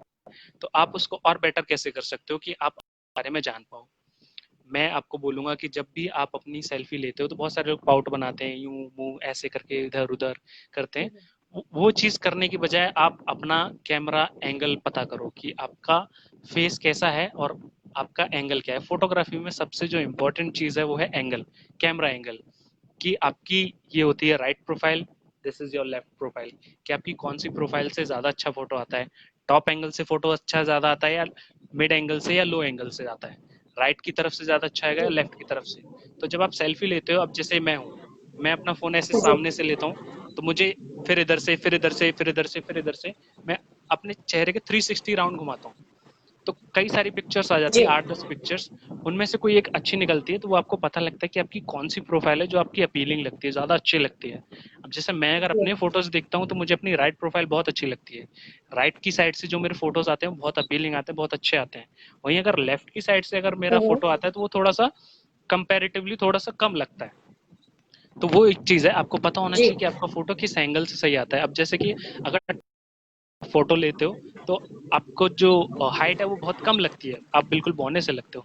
बट अगर आप वही फोटो आप लो एंगल जी से लोगे तो आपकी हाइट थोड़ी सी अप लगती है। तो वो चीज़ है, आप अगर आपके खुद को अगर देखना चाहते हो आप, तो आप अपना कैमरा एंगल चेंज कर करके आप अपने फोटोज स्टार्ट करना शुरू करो। आप कैमरे को यहाँ रखो, पहले यहाँ से फेस इधर, फिर यहाँ से, फिर यहाँ से। आपको अपने एंगल्स पता लग जाएंगे कि आपको कहाँ से फोटोज अच्छे आते हैं। फिर आप एक्सप्रेशन पे जी काम कर सकते हो कि मेरी आंखें कितनी होनी चाहिए, कितनी नहीं, स्माइल आपके फेस पे सूट करती है या नहीं करती। अब किसी का फेस ऐसा होता है कि बिल्कुल स्माइल सूट नहीं करती, उनको बिल्कुल स्ट्रिक्ट फेस ही अच्छा लगता है। किसी किसी की स्माइल बहुत अच्छी होती है जी तो उनका स्माइलिंग वाला फेस बहुत अच्छा लगता है। तो जरूरी नहीं है कि आप दूसरों की कॉपी जी करो, आप अपने आप में ढूंढो कि आपकी क्वालिटीज क्या है, आपके फेस पे क्या सूट करता है क्या नहीं। तो वो आपको पता होगा और जी किसी को नहीं। तो आप उससे ऐसे सीख सकते हो। जी। राहुल, मैंने एक और चीज सुनी है लोगों से जो एक्टिंग करते हैं या जो भी जिनका कैमरे से रोज डील होता है। मैंने ये सुना है कि अपने कैमरा फियर को दूर करने के लिए आप जितना हो सके अपने आप से मिरर के थ्रू इंटरेक्शन करें, या बहुत अच्छी आईने एक्सरसाइज है। में अपने आप से बात करें। आप जी। बहुत अच्छी, आप तो अगर आईने में नहीं कर पाते, आईने में अगर आप नहीं कर पाते हो, कई बार जी ऐसा लगता है कि जैसे घर पे आईना है, जी बहुत सारे लोग देख रहे हैं, पीछे मम्मी खड़ी हंस रही हैं, भैया जी हंस रहे हैं, पापा हंस रहे हैं, जी तो आपको एक वो हो जाता है। जी तो आप अपना फोन का कैमरा लेके जहां भी आपको आइसोलेट जगह मिलती है, छत पे या बाहर जहां भी आपका रूम है, अगर आपको एक आइसोलेशन जगह मिलती है, आप वहां पे अपना कैमरा रखो, वहां पे आप अपनी प्रैक्टिस करना शुरू कर दो। आप अपने फोन के कैमरे से पहले स्टार्ट करो और आप अपने हम्म। दोस्तों से वीडियो चैट करो, लाइव वीडियो बात करो, क्योंकि आप एक जी दूसरे के कैमरे के सामने हो, तो आपको एक थोड़ा सा कॉन्फिडेंस डेवलप होता है। तो थोड़ी थोड़ी सी आप यहाँ से स्टार्टिंग कर सकते हो, मिरर से कर सकते हो, आप अपने दोस्तों से लाइव बात कर सकते हो, फेसबुक पे आप लाइव आ जी सकते हो, क्योंकि आपको नहीं पता होता कि कैमरे के जी पीछे कौन है। अब जैसे हम लाइव हैं, मुझे सिर्फ आपका चेहरा एग्जैक्टली दिख रहा है, बाकी जो लोग देख रहे हैं मैं जी उन्हें नहीं देख सकता, बट वो सारे लोग मुझे देख रहे हाँ हैं। तो आपको ये पता होना चाहिए कि आपके जी जी पीछे लोग हैं जो आपको देख रहे हैं। जी तो वो एक डर हमें होता है कि वो लोग हमें क्या जज कर रहे हैं, कैसे जज कर रहे हैं, तो वो चीज़ आपके अंदर नहीं होनी चाहिए। आपको जी बस ये होना चाहिए कि जी जी मेरा पर्पस क्या है, मुझे वो डिलीवर करना है और मैं अच्छा दिख रहा हूँ, मैं अच्छा कर जी रहा हूँ। आपको खुद पे भरोसा होना चाहिए। जी तो राहुल, ऑलमोस्ट हमारा 1 घंटे का सेशन हो गया शायद, आई गेस। आई डोंट समय नो। का बिल्कुल पता नहीं चला। तो राहुल, बहुत ही मजेदार सेशन है, मुझे आपसे इंटरेक्शन करने में बहुत मजा आ रहा है।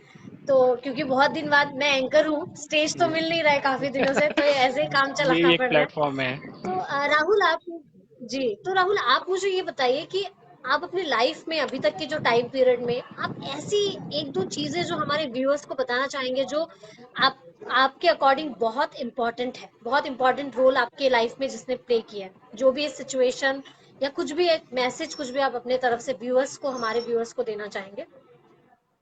मेरी लाइफ में सबसे जो इम्पोर्टेंट रोल है वो मेरे नानी का है, मेरे मामा का है और मेरी माँ का है। क्योंकि मैं बहुत छोटा था, जी आई थिंक 2 या 3 साल का था, तब से अपने मामा के यहाँ पे हूँ, क्योंकि मेरे यहाँ पे स्कूल इतने अच्छे नहीं थे। यहाँ पे एक बहुत अच्छा स्कूल था, मेरी नानी जी ने मेरी माँ को बहुत इंसिस्ट किया कि नहीं, इस लड़के को यहीं लेके आओ, यहीं इसको पढ़ाओ। तो मैं यहाँ पे रहा, मैंने 12th यहीं से करी पूरी। जब मैं 12th के बाद घर वापस चला गया तो तब तक नानी से मेरा बहुत ज़्यादा अटैचमेंट हो चुका था। तो वो मुझे लेके जी बहुत वो रहती थी, उनको याद आती थी बहुत, अ, बहुत ज़्यादा अटैचमेंट हो गया था। फिर उन्होंने बोला कि तू कॉलेज भी यहीं से कर, तेरी 12th तक की पढ़ाई यहाँ से होगी, तो कॉलेज भी यहीं से कर। तो मैं 1 साल घर रहा, 1 साल के बाद फिर से मैं वापस यहीं आ गया, मैंने कॉलेज की पढ़ाई भी यहीं से करी। तो बेसिकली मैंने अपने घर से जी ज़्यादा टाइम अपने मामा और नानी के यहाँ स्पेंड किया है। तो ये लोग मेरे ज़्यादा करीब हैं मेरे घर के, क्योंकि मैं अपने घर से ऑलमोस्ट दूर ही रहा हूँ। तो मेरी माँ इसलिए ज़्यादा करीब है क्योंकि जी उन्होंने हर वक्त मुझे हर मोड पे सपोर्ट करा है, कभी भी मुझसे क्वेश्चन नहीं करे कि तुम क्या कर रहे हो क्या नहीं कर रहे हो यहाँ, कैसे कर रहे हो। बस जब भी मैंने उन्हें बोला कि मुझे ये ज़रूरत है, उन्होंने हमेशा पूरी करी है। मेरे डैड ने मेरी कभी भी ये नहीं पूछा कि तू कहाँ जा रहा है, किससे बात कर रहा है, क्या कर रहा है, कभी नहीं पूछा। उन्हें भरोसा था कि मैं जो भी करूँगा अच्छा ही करूँगा, और कभी उन्होंने रोक टोक नहीं करी। तो मेरी फैमिली बहुत अच्छी है, मुझे इतनी सपोर्टिंग फैमिली मिली है कि उन्होंने कभी मुझसे कोई रोक टोक नहीं की, और आज भी नहीं करते हैं, क्योंकि उन्हें पता है कि मैं जो भी करूँगा कुछ अच्छा ही करूँगा, किसी का बुरा नहीं करूँगा, किसी के मैं अपने आप को संभाल सकता हूँ। बेसिकली उन्हें ये भरोसा है कि मैं अपने आप को जी। संभाल सकता हूँ। तो अ, अभी जनवरी में मेरी नानी गुजर गई, तो वो एक दौर मेरे लिए थोड़ा सा मुश्किल था। अभी जी। तो मैं बेसिकली यही कहूँगा कि फैमिली है जो भी है आपकी, आप फैमिली के टच में रहिए, उनके साथ रहिए, कनेक्टेड रहिए। आप चाहे ज़िंदगी में आप कहीं भी जाओ, आप कितनी भी तरक्की करो, आप कितने भी बड़े आदमी बन जाओ, आपको ज़मीन नहीं छोड़नी चाहिए। आप भले ही आसमान में आपका सर जी। हो, लेकिन आपके पैर हमेशा ज़मीन पे रहने चाहिए। तो मैं बहुत ही ज़मीन से जुड़ा हुआ आदमी हूँ, मतलब बैकग्राउंड भी मेरा किसानी का है, हमारे खेती है, तो किसान का बेटा हूँ मैं बेसिकली। तो मैं ज़मीन से जुड़ा रहता हूँ। मैं लाइफ में चाहे आगे कितनी भी तरक्की कर लूँ, कितना भी बड़ा बन जाऊँ, कितना भी कुछ भी बन जाऊँ, मैं कब ये बात कभी नहीं भूलता कि मैं कौन हूँ, मैं क्या हूँ। तो मैं ये चीज़ कभी भी कहीं पे भी किसी भी प्लेटफॉर्म पे शो नहीं करता कि मैं कोई बहुत बड़ी तोप हूँ। मैं ऑलवेज अपने आप को एक किसान का बेटा कंसिडर करता हूँ, कि मैं सिर्फ वही हूँ, एक मिडिल क्लास फैमिली से। मैं हमेशा वैसे ही रिएक्ट करता हूँ, तो जी। मेरे अंदर वो चीज़ कभी आती नहीं है कि नहीं यार अब मैं इस प्लेटफॉर्म पे हूँ, मैं ये हूँ वो हूँ, कभी नहीं आती। क्योंकि वो चीज़, जो स्ट्रगल मैंने किया है लाइफ में, जो फेसेस मैंने देखे हैं, वो चीज़ वो मेरे अंदर कभी आने नहीं देते। और यही वजह है कि जो मेंटल इलनेस का जो कॉज है, उसको मैं इतना स्ट्रांगली सपोर्ट करता हूँ कि जो जो चीज़ें मैंने खुद से हैंडल करी हैं, क्योंकि मुझे कोई हैंडल करने वाला जी। नहीं था, तो मैंने अपने आप को ही ट्रेन किया उस तरीके से। तो मैं नहीं चाहता कि दूसरा कोई उस चीज़ को ट्रेन आई मीन कोई फेस करे। अगर कोई उस प्रोसेस से गो थ्रू कर रहा है, तो मैं उसकी हेल्प करता हूँ। तो मेरी कोशिश हमेशा यही रहती है कि मैं लोगों को समझा पाऊँ, उनको गाइड कर पाऊँ कि आप कहाँ करो, कहाँ नहीं करो, कैसे नहीं करो। जितना मेरी नॉलेज है मैं शेयर करना चाहता हूँ और करता रहता हूँ लोगों के साथ, ताकि जो चीज़ें मैंने फेस करी, जो फेलियर मैंने फेस करे, वो सेम गलती आप ना जी। दोहराओ। जहाँ पे मैं गिरा, आप उसी पत्थर से आप ना गिरो। तो यही मेरी कोशिश रहती है हमेशा। अब हमारे साथ और विदिशा राहुल, बलियान हम भी सब हैं। आपकी। Vidisha Baliyan miss okay. डिप वर्ल्ड भी जुड़ चुके हैं हमारे साथ। बहुत बहुत धन्यवाद आपका जुड़ने के लिए Vidisha Baliyan. Thank you so much for joining this session. Do you know about her? Okay, तो Rahul, no, I don't know about her. Yeah, she is Miss Deaf World 2019. You can Google about okay. her. She is a big famous personality for now. Welcome ma'am. Okay, Rahul, आप हमारे viewers को थोड़ा सा अपना achievements बता दीजिए, देखिए as such तो मेरी जो भी अचीवमेंट्स आपने कुछ अचीव किया है। नहीं हैं जिनको मैं कंसीडर करता हूँ कि ये मेरी अचीवमेंट्स हैं। बट जी। मैं ये कह सकता हूँ कि हाँ, मैंने अपनी लाइफ में कोशिशें बहुत करी हैं। मतलब मैंने कभी ये नहीं देखा कि ये मैं कर सकता हूँ या नहीं कर सकता हूँ। मैंने हमेशा जी। कोशिश यही करी कि ये मैं कर सकता हूँ। अगर मैं ये कर सकता हूँ तो मुझे ये करना चाहिए। तो सबसे पहले मैंने स्टार्टिंग की 2019 में एक पेजेंट से, अपने आगरा से स्टार्ट की। वहाँ से मैंने जी। शो किया, तो वहाँ से काफ़ी कुछ चीज़ें मुझे सीखने को मिली, पता चली। उसके बाद फिर मैं दिल्ली आया, जी। और दिल्ली आने के बाद अब इतनी मेट्रो सिटीज़ में आपको बहुत सारे लोग मिलते हैं, हर तरीके के लोग मिलते हैं। तो मुझे भी हर तरीके के लोग मिले, कुछ फ्रॉड भी हुए, जी। चीटिंग भी हुई। तो थोड़ा मोटिवेशन लेवल भी नीचे गया कि यार मैं कर सकता हूँ, नहीं कर सकता हूँ, क्योंकि उस टाइम पे मेरा बॉडी स्ट्रक्चर भी वैसा नहीं था। मैं पहले बहुत ज़्यादा मोटा था, फैट था काफ़ी मेरे, क्योंकि मुझे उस लाइन में जाना नहीं था। बट मेरी दोस्त है एंकर रिया गुप्ता है, उससे मैं मिला था 2017 में। तो उसके साथ जब मैं जाता था, बातें करता था, तो उसका प्रोफेशन, वो एक्टर भी है, इंटरनेशनल थिएटर में एक्टिंग करती है। तो उसके साथ मेरी दोस्ती हुई, वहाँ से मुझे एक स्पार्क मिला यार कि मैं भी कर सकता हूँ, मुझे भी ट्राई करना चाहिए। जी। तो उसने बोला कि तुम भी ट्राई कर सकते हो। ठीक है, मैंने कहा क्या है यार, ये रैंप पे तुम चलते ही तो वॉक करा, बस आ गए, फोटो वोटो खिंचाया, मैं भी कर सकता हूँ। बट जब मैं उतरा फील्ड में, तो मुझे पता चला कि इतना आसान नहीं है। आपको 100 लोग देख रहे होते हैं कि आप कैसे चलते हो। तो मेरे वॉक में बहुत ज़्यादा प्रॉब्लम्स थी। जब मैं चलता था तो पैरों का बाउंस आता था, मेरे शोल्डर डाउन जा रहे हैं, फेस का एंगल, मतलब बहुत सारी चीज़ें थी। तो धीरे धीरे टाइम के साथ मुझे पता चला कि कैसे करना है, कैसे इम्प्रूव करना है। मैं ऑलवेज इस चीज़ पे फोकस करता हूँ कि कोई मुझे आके बोले कि यार राहुल तेरे में, तू इसको इम्प्रूव कर। मैं उन लोगों को बहुत अप्रिशिएट करता हूँ। वो ही सच्चे दोस्त हैं मेरे जो मुझे बताते हैं कि मेरी कमी क्या है। क्योंकि आपको लोग तारीफ करने वाले जो आपको बोलेंगे कि जी यार तुम बहुत हो, तुम ये, असली दोस्तों को वो बोलेंगे यार मजा नहीं आया, बढ़िया कर सकते हो तुम, जी ये ऐसे है ठीक है, और अच्छा कर सकते हो। तो जब आप और अच्छे पे ध्यान जी देते हो ना, तो आप खुद को डेवलप कर रहे होते हो। तो मैं उन लोगों को अपनी एग्जैक्टली लाइफ में बहुत इंपॉर्टेंस देता हूँ जो मुझे आके बोलते हैं कि तुम ये करो वो करो। मैं उनको बहुत इंपॉर्टेंस देता हूँ क्योंकि तो लाइफ एक ही ऑलमोस्ट है। तो राहुल हमारा सेशन। जी ये या हाँ बोलिए कंटिन्यू। बोलिए प्लीज कंटिन्यू क्योंकि लाइफ एक प्लीज ही है, बोलिए। तो हम इसको वेस्ट नहीं कर सकते। आप हर दिन कुछ ना कुछ नया सीखिए। अब जैसे कि मैं आपसे कुछ सीखूंगा, आप मुझसे कुछ सीखोगे, तो मैं कोशिश यही करता हूँ कि मैं जितने लोगों से भी मिलूं, मैं उनसे कुछ ना कुछ सीखूं। अगर मैं उनको कुछ सिखा सकता हूँ तो मैं जी उनको सिखाऊं। तो मेरी कोशिश यही रहती है हमेशा, मैं सीखने के लिए। तो हमारे मैं होप करती हूँ कि उन्होंने बहुत कुछ इस सेशन से सीखा, आपसे सीखा। जितना भी मैं अपने अकॉर्डिंग क्वेश्चन कर पाई, होप कि उनको कुछ यहाँ से फायदा हो इस सेशन से। तो राहुल आप अपने ये ऑलमोस्ट सेशन खत्म होने वाला है आज का। तो राहुल आप ऐसी कोई लाइन या ऐसी कोई स्लोगन आप हमारे व्यूअर्स को देना चाहेंगे जब भी आप कुछ लो फील करते हैं या आप जब भी कुछ करने वाले रहते हैं तो अपने आप को मोटिवेटेड करने के लिए वो लाइन आप अपने पे लागू करते हैं या बोलते हैं मन ही मन में, वो लाइन हम जानना चाहेंगे। या मैं वो बस स्लोगन कुछ भी यही जो बोलना आपके पास चाहूंगा कि जिंदगी हर कदम एक नई जंग है, जीत जाएंगे हम, हर संग है। और वो तू आपकी फैमिली है जो ऑलवेज आपके संग रहती है। तो अगर आपकी फैमिली आपके संग है तो आपको कोई नहीं हरा सकता। आप हर सिचुएशन को पार कर जाओगे, चाहे लाइफ में कितनी भी वर्स्ट सिचुएशन हो, आप हमेशा पार कर जाओगे। बट कभी अपनी फैमिली का साथ नहीं छोड़ना, क्योंकि आपने अगर वो साथ छोड़ दिया तो भगवान भी आपका साथ छोड़ सकता है। जी। और कुछ राहुल आप अपने तरफ से हमारे व्यूअर्स को बोलना चाहते हैं कुछ भी? आई थिंक मैंने सारे कमेंट्स, बहुत सारे लोगों के कमेंट्स आ रहे हैं, तो मैंने कुछ पढ़ा नहीं है। बट अगर किसी का कोई क्वेश्चन है तो मैं उसका जी आंसर जरूर देना चाहूँगा, क्योंकि इसमें काफ़ी ओके सारे कमेंट्स चल रहे थे। तो आई डोंट नो कि अगर किसी ने कुछ पूछा है या जो भी है।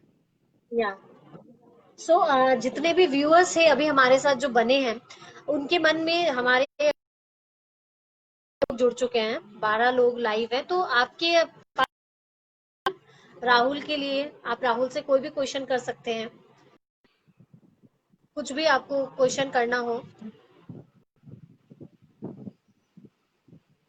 Anyone? You all are welcome. या आपको कोई भी क्वेश्चन राहुल से तो आई ऑल्सो आंसर इट, कोई भी क्वेश्चन।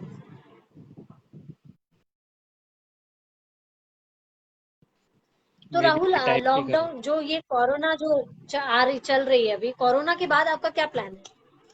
वो जो आप रिहर्स कर रहे हो उसको रिलीज करना है आपको। I think, hello, hello, I think network issue है आई Rahul. Try to reconnect it, just give me a minute.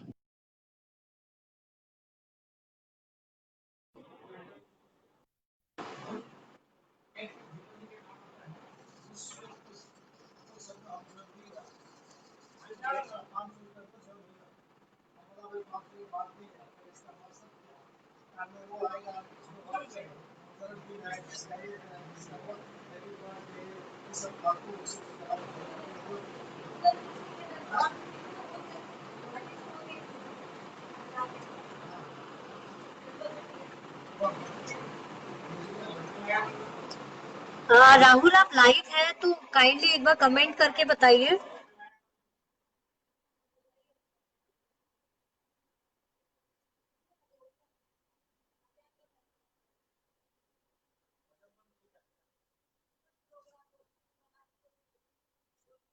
Shikha Malhotra, RJ बनने के लिए प्रोसेस क्या है? यस, आपको मास कम्युनिकेशन, जैसे कि राहुल ने पहले बताया था कि मास कम्युनिकेशन आप कर सकती हैं और उसमें आपको कोर्सेज मिलेंगे आरजे के। सो आप मास कम्युनिकेशन ज्वाइन कर सकती है। राहुल, आप अगर लाइव है तो काइंडली मुझे एक बार कमेंट करिए। ओके, तो I am adding Rahul.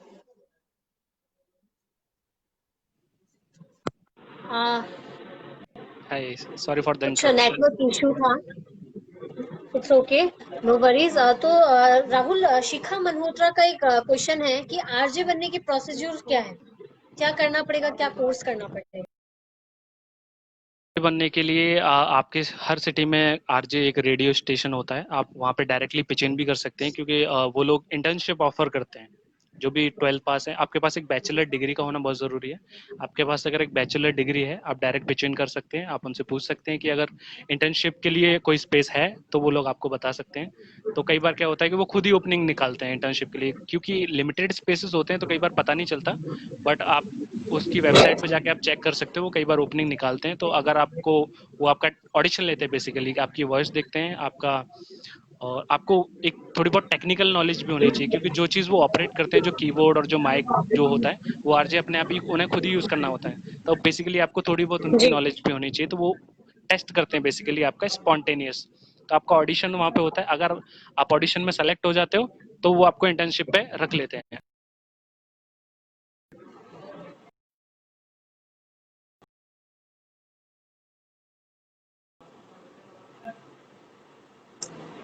I guess बहुत टेक्नोलॉजी इश्यूज है।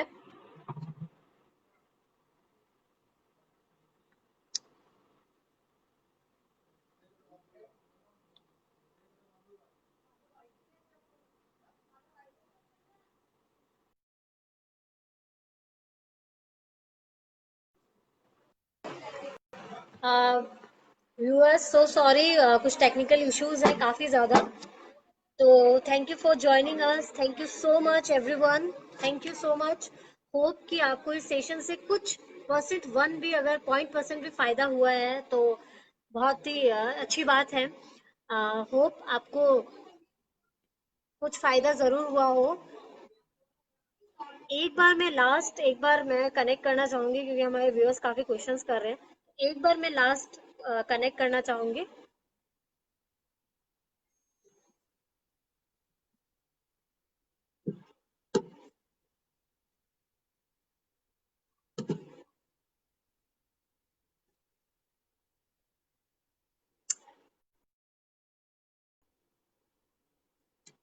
सो सॉरी व्यूअर्स, कनेक्शन में बहुत प्रॉब्लम आ रही है। It's okay, thank you so much for joining us, being a part of this session, live session. Thank you so much, everyone. And once again, wish you a very happy Friendship Day. And thank you so much, uh, Crystal Cloud, for giving me this opportunity to host this beautiful session with RJ Rahul. It was just amazing. 1 घंटे कब पार हो गए मुझे कुछ पता नहीं चला। It was very beautiful. Thank you, the entire team of Crystal Cloud. Thank you so much, Ayaz. Thank you so much, Sadhna ma'am. Thank you so much. Thank you so much, everyone.